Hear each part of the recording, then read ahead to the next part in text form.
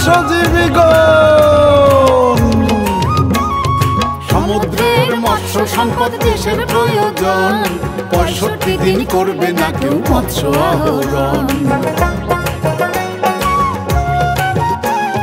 মে মাসের 20 তারিখ থেকে থাকবে সবাই ঘরে, মৎস্য নৌযান চলবে আবার দেশে জুলাই পরে।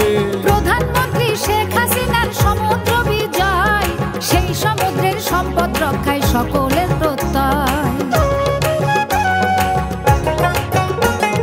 সমুদ্রের মাছ রক্ষার জন্য আছে আইনে ধারা, জেলে যাবে শাস্তি পাবে মানবে না তা যারা। মাছ না ধরলেও খাবার দাবার পাবেন ভাই এখন, ভিজিএফ কর্মসূচি আছে চিন্তার নাই কারণ, 65 দিন করবে না কেউ মৎস্য আহরণ।